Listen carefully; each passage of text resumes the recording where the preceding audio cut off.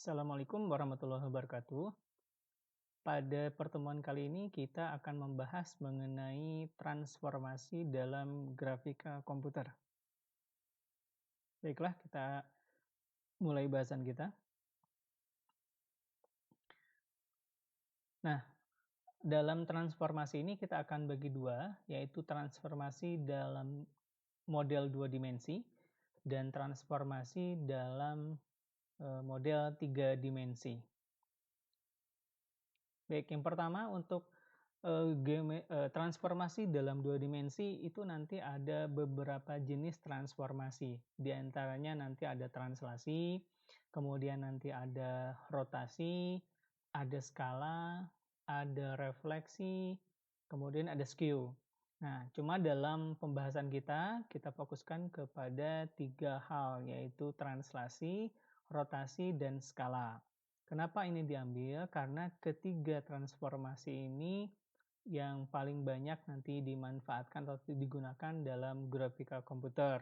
Terutama nanti kita bisa manfaatkan pada saat membuat animasi, ya, terus kemudian melakukan pergerakan dan seterusnya. Baik, kita awali dengan bahasan mengenai translasi. Apa sih itu translasi? Secara definisi, translasi ini adalah pergeseran atau pemindahan dari sebuah titik ya pada bidang geometri sejauh dan arah yang sama. Jadi artinya kalau nanti kita akan menggeser dari sebuah objek dua dimensi, maka ini kita akan lakukan proses yang namanya translasi. Nah, dalam translasi, kalau Anda lihat dalam gambar satu, di sini diberikan sebuah contoh mengenai sebuah titik ya ataupun sebuah piksel ataupun sebuah titik koordinat dari objek yang nanti akan kita gerakkan atau kita pindahkan. Jadi misalkan dari titik P, nanti ketika akan dia bergerak ke P aksen, maka dia telah mengalami sebuah pergeseran yang dinotasikan dengan nilai T. Nah, sehingga kalau di dalam gambar berikutnya ada 2 A dan B itu sebagai contoh bahwa, untuk yang pertama, gambar yang A, itu ada sebuah model, 2 dimensi yaitu berupa segitiga. Ketika kita bergeser, digeserkan ke sebelah kiri, maka dia mengalami sebuah proses translasi. Nah, untuk persamaan yang nanti mewakilinya, ini digunakan ada 2 model, yaitu bentuk persamaan biasa dan yang kedua menggunakan model matriks. Nah, perlu kita ingatkan kembali, kenapa kita pakai matriks? Mungkin ketika dulu Anda pernah belajar di aljabar linear dan matriks, inilah saatnya kita akan menggunakan ilmu-ilmu tersebut. Nah, pada dasarnya kenapa dalam grafika komputer juga nanti banyak memanfaatkan matriks? Karena ternyata matriks punya peran yang cukup signifikan. Dia bisa mengefisiensikan, dia bisa mengefektifkan dari sebuah proses komputasi. Nah, begitupun juga dengan OpenGL yang telah kita bahas sebelumnya. Di OpenGL banyak sekali memanfaatkan proses translasi, matriks yang digunakan dalam komputasinya. Nah, kalau kita kembali kepada hal tadi, bahwa persamaan translasi, kita tuliskan dalam bentuk persamaan untuk koordinatnya X dan Y.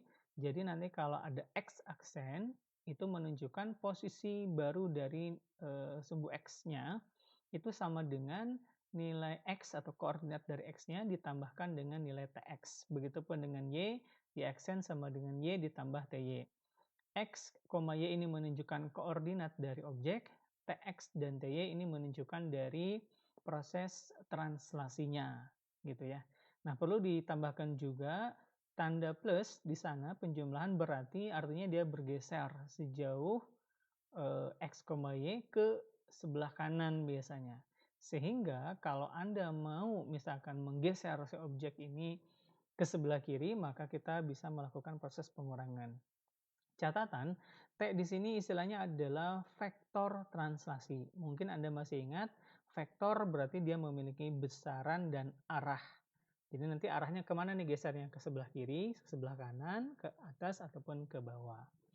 Nah, untuk mempermudah dalam proses komputasi, nanti kita akan memanfaatkan matriks.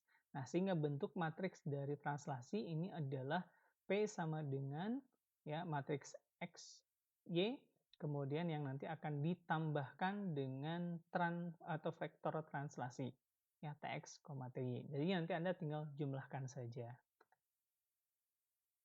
Kira-kira seperti itu untuk translasi. Baik, yang kedua, ini adalah rotasi.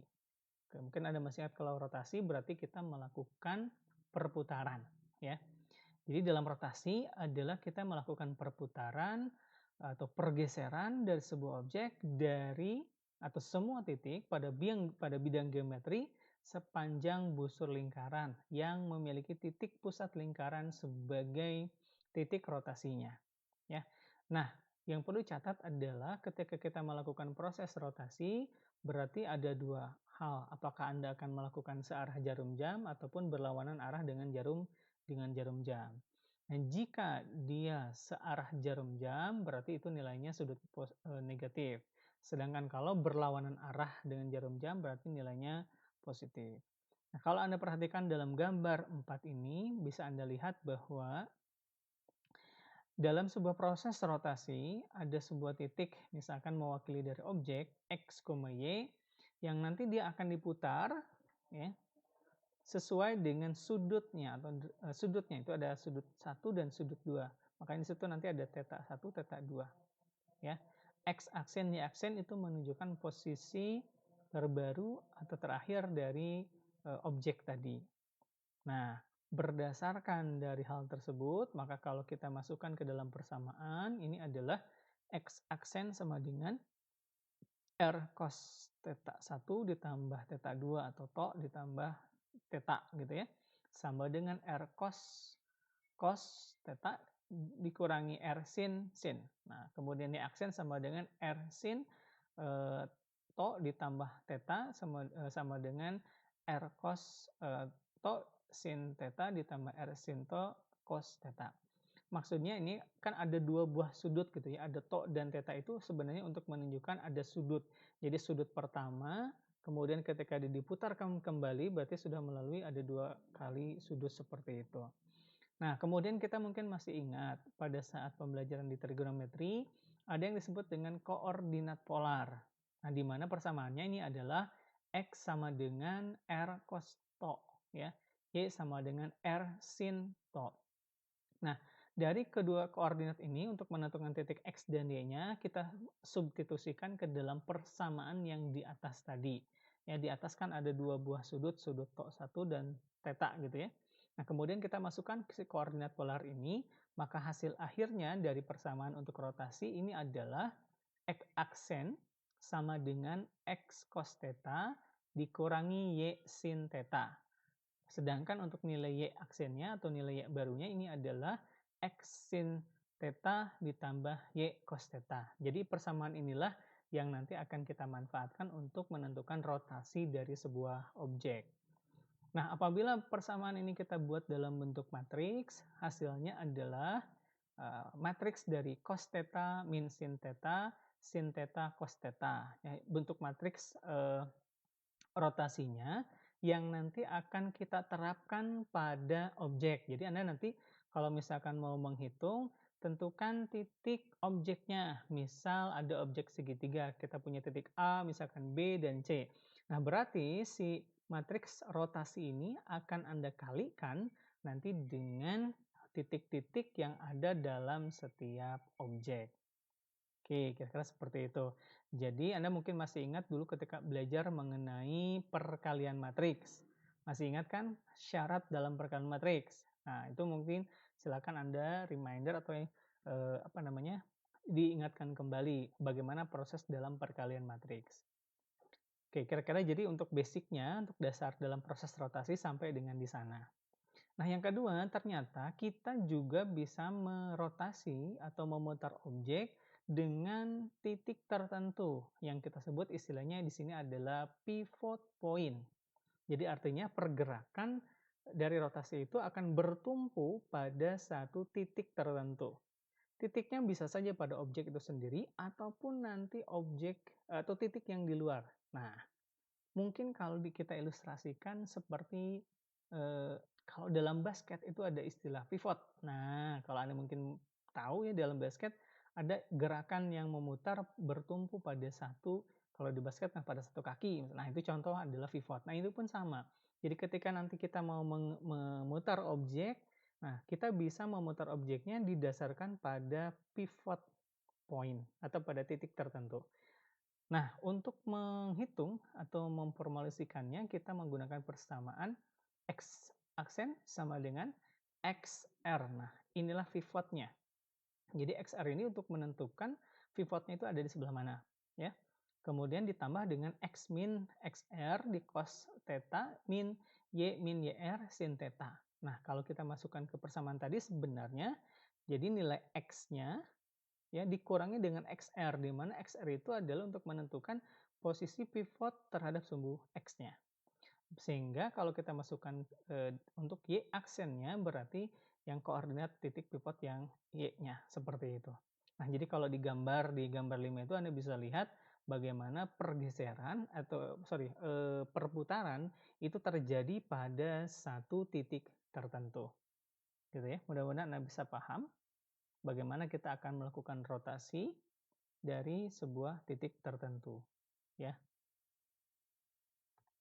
Next, berikutnya yang ketiga, ini adalah skala. Skala sebenarnya kita akan melakukan perubahan bentuk, perubahan dari objek, baik itu membesar ataupun mengecil. Jadi dengan skala ini kita mau mengubah ukurannya nih, size-nya mau kita ubah, ya. Mau diperbesar ataupun mau kita perkecil. Anda bisa lihat contoh di gambar 6 ini. Ya, gambar A ini adalah gambar normalnya dari sebuah objek, kemudian kita melakukan perbesaran. Misalkan perbesarannya terhadap sumbu X-nya, maka sebenarnya akan yang membesar itu adalah bagian yang terhadap sumbu X-nya.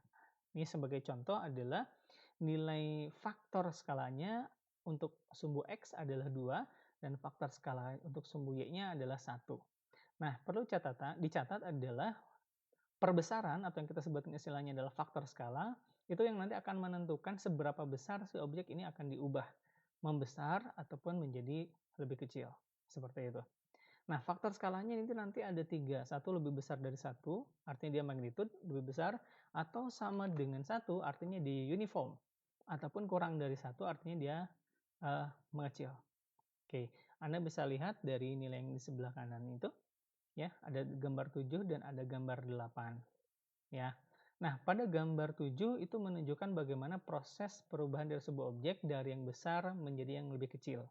Ya, dari satu titik ya, dari besar menjadi lebih kecil. Contohnya faktor skalanya nilainya sama ya, ini adalah nilainya adalah 0,5 atau setengah kalinya.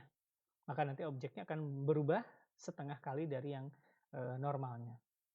Nah, kalau kita masukkan ke dalam sebuah persamaan, maka rumus dari skala ini adalah X aksen itu berarti menunjukkan posisi koordinat X ya. Kan untuk menentukan sebuah titik dalam itu ada X, Y. Nah, X aksen itu sama dengan X dikalikan dengan SX. Berarti SX itu adalah faktor skala terhadap sumbu X. Ya, untuk Y aksen sama dengan Y dikalikan dengan SY, berarti dia akan dikalikan dengan faktor skala terhadap sumbu Y. Nah, apabila kita buat dalam bentuk matriks, maka nanti ada matriks SX 0, 0 SY, kemudian akan dikalikan dengan X, Y. Nah, kalau Anda lihat ini masih dalam masuk ya, perkalian matriks 2 kali 2 ya, yang ketika kita kalikan dengan 2 kali 1, maka nanti hasilnya adalah menjadi matriks 2 kali 1. Nah, untuk yang gambar 8, jadi ternyata dalam proses skala kita pun bisa melakukan skala pada titik tertentu. Jadi perubahannya itu pada titik tertentu. Ya, kalau tadi yang disebut dengan pivot point, kalau ini sekarang kita sebut dengan fixed point. Jadi ada titik yang nanti akan dijadikan acuan untuk perubahan. Nah, perubahan tadi atau skala tadi tidak keluar dari nilai fixed point-nya. Nah, persamaannya adalah X aksen sama dengan X dikalikan dengan SX ditambah dengan, nah ini pivot point-nya itu XF dikalikan dengan 1 min SX. Ya, untuk Y aksennya sama dengan Y dikalikan dengan SY ditambah YF dikalikan 1 min SY. Ya, itu untuk menunjukkan dari titik pivotnya. Nah, pivotnya bisa di mana aja, Pak? Bisa saja pada titik objek ya, bisa di antara itu kalau ini kan contohnya segitiga. Ya, ada titik satu, titik 2, titik 3, bisa di salah satu ataupun bisa di luar. Jadi sifatnya sembarang bebas aja ya. Perubahan itu yang bisa dilakukan terhadap skala dengan fixed point, kira-kira seperti itu. Oke, berikutnya ini ada yang disebut dengan matriks transformasi ya. Apa gunanya matriks transformasi? Nah, dalam komputer grafik atau dalam grafika komputer, ketika kita akan melakukan proses misalkan animasi gitu contohnya, objeknya ingin digeser, kemudian ketika digeser tiba-tiba dia membesar, kemudian dia mengecil, kemudian dia bisa diputar dan seterusnya. Nah, itu bagaimana caranya? Nah, atau dalam proses animasi itu sebenarnya merupakan proses gabungan dari proses-proses transformasi. Ya, ada skalanya, ada rotasinya, ataupun ada penskalaannya atau translasi tadi ya, sorry.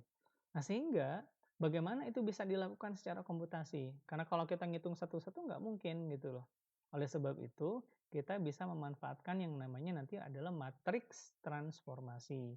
Ya, dengan matriks transformasi pun nanti kita bisa menggabungkan ya dari berbagai macam transformasi tadi sehingga proses komputasinya akan jauh lebih mudah.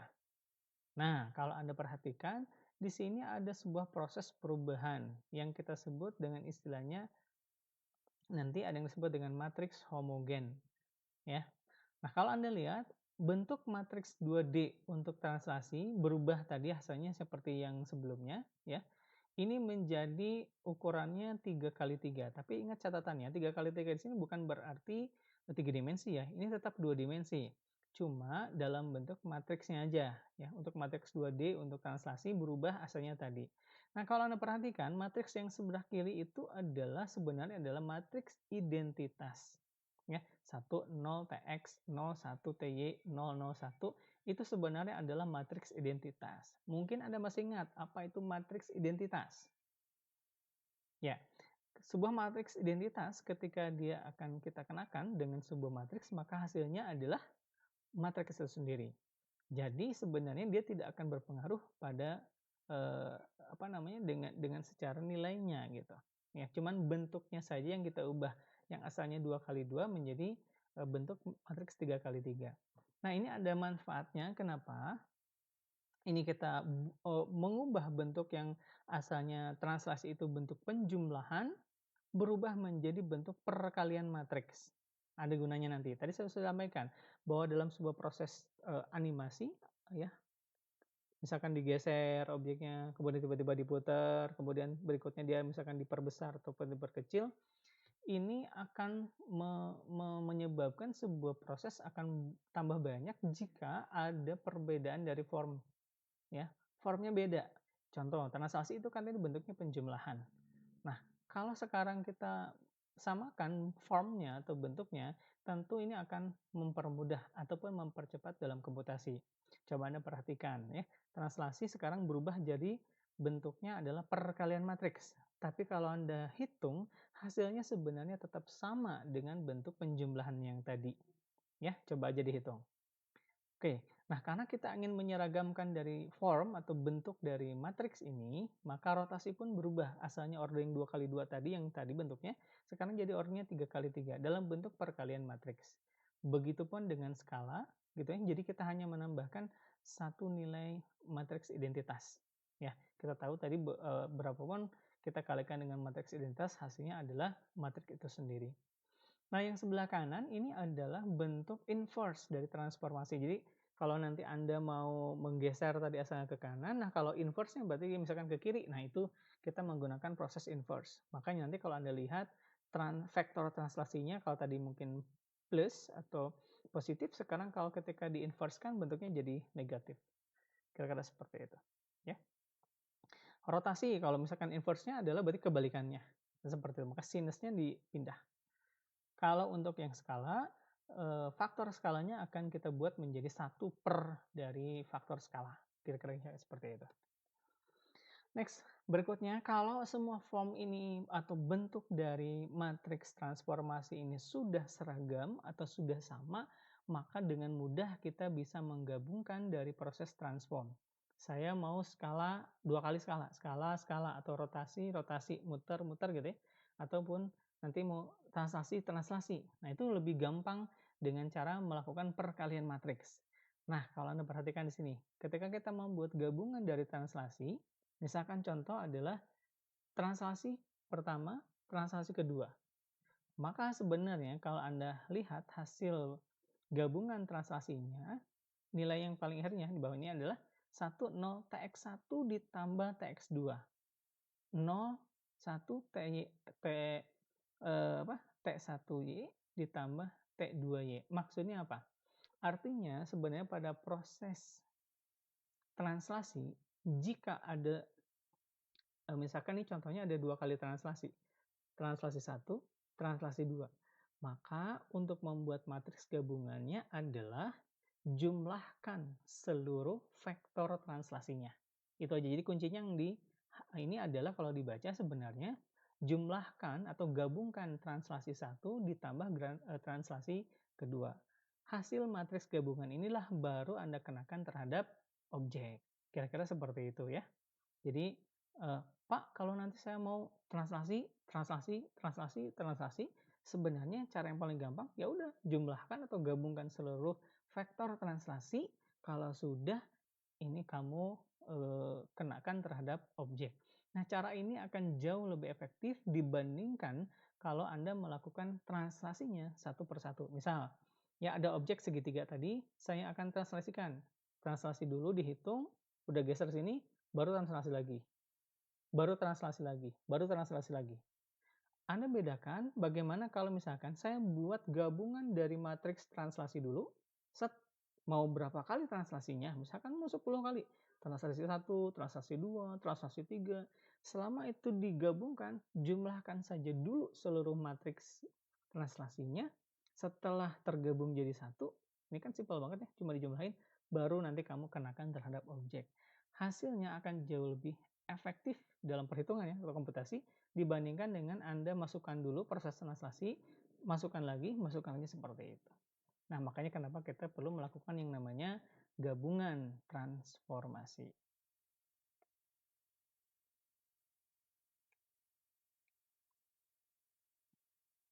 Oke, berikutnya adalah bagaimana kalau kita mau melakukan skala dengan fixed point. Artinya nanti kita mau menskalakan objek, diskalakan lagi, tapi dengan fixed point. Maka untuk formulasinya ini adalah kita bisa lihat yang pertama ini adalah 10xf, 01yf, 001 itu untuk menunjukkan proses dari fixed point-nya. Kemudian yang kedua kita melakukan proses penskalaan. Yang ketiga kita kembalikan ke posisi semula.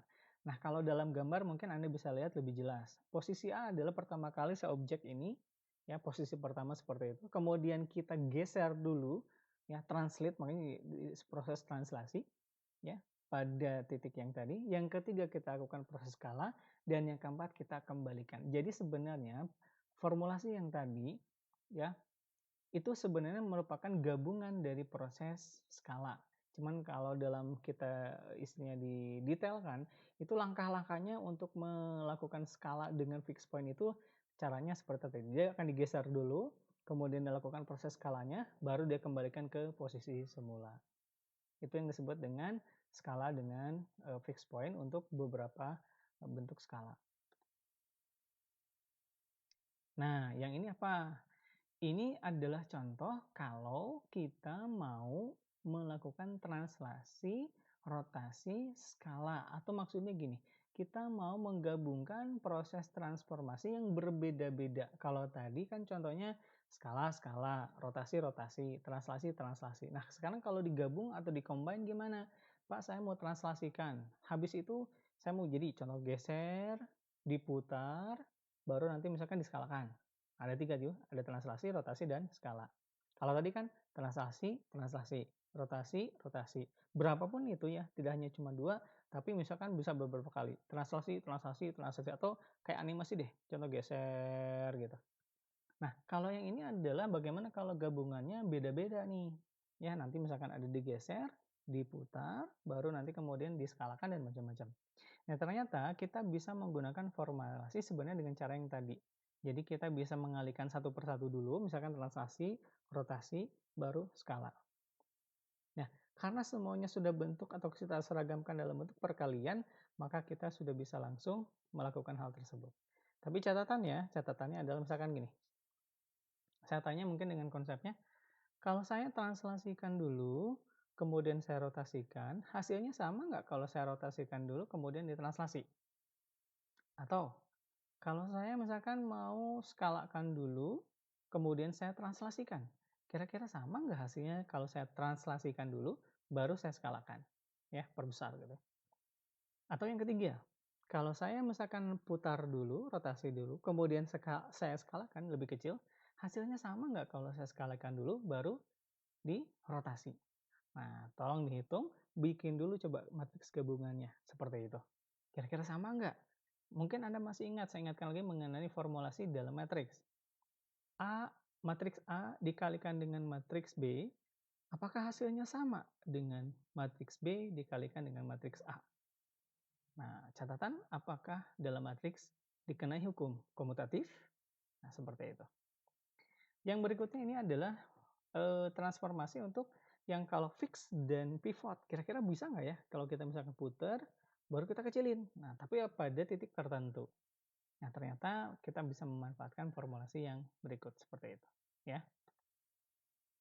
Baik, kira-kira untuk yang 2 dimensi pembahasan mengenai transformasi ada 3 hal tadi, skala, rotasi, dan translasi, cukup sampai di sini. Kira-kira sampai di sini sudah cukup jelas? Mudah-mudahan ini bisa membantu Anda dalam memahami proses transformasi. Nanti di bagian belakang nanti ada contoh latihan yang bisa Anda kerjakan. Kira-kira seperti itu. Next, kalau sudah cukup jelas, kita langsung masuk ke bagian kedua, yaitu mengenai transformasi dalam bidang 3 dimensi. Gitu ya. Ini tetap masih dalam konsep geometri 3 dimensi. Nah, kalau dalam 3 dimensi bagaimana, Pak? Nah, kalau dalam 3 dimensi sebenarnya prosesnya mirip atau hampir sama dengan yang konsep 2 dimensi. Ya, hanya saja kita berarti akan menambah satu sumbu tambahan. Kalau tadi ya cuma X dan Y, sekarang kita akan tambahkan ada X, Y, dan Z. Nah, itu kuncinya. Jadi ada X, Y, dan Z. Nah, karena ada 3 sumbu ini, maka pada saat nanti kita melakukan proses translasi, ini geser atau translasinya mau ke arah mana nih? Terhadap sumbu X, sejajar Y, ataukah misalkan nanti sejajar Z? Nah, maka nanti formulasinya kita tambah K-1 yaitu sumbu Z, ya. Jadi nanti kalau Anda mungkin, garis sumbunya X gitu ya, X, Y, nanti tambah Z ke depan. Nah, kira-kira gitu. Nah, yang menarik adalah bagaimana proses rotasi terhadap bagaimana transformasi pada saat rotasi. Nah, ternyata pada saat rotasi kita bisa melakukan terhadap sumbu tadi. Jadi kita bisa putar terhadap sumbu X, sumbu Y, dan juga terhadap sumbu Z. Nah, jadi kalau untuk rotasi memang ada 3 hal. Anda bisa merotasi pada sumbu-sumbu tersebut. Maka formulasinya juga sedikit berbeda, gitu ya. Jadi rotasi terhadap sumbu Z seperti ini, rotasi terhadap sumbu X seperti ini, rotasi terhadap sumbu Y seperti ini. Rule-nya adalah seperti ini. Dalam konsep 3 dimensi, ada 2 aturan yang dipakai, yaitu aturan tangan kanan, right-handed, dan ada juga aturan tangan kiri, left-handed. Nah, nanti Anda boleh coba tuh. Nah, contohnya adalah, mungkin kalau ini jadi kebalik ya. Nanti Anda bisa coba, kalau left-handed berarti aturannya gini aja, yang sejajar dengan ibu jari itu adalah sumbu X, sejajar, dengan, telunjuk ini berarti sumbu Y, dan yang sejajar dengan, ini apa, jari tengah ini adalah sumbu Z-nya. Nah, mungkin kalau ini jadi gini ya, kebalik deh.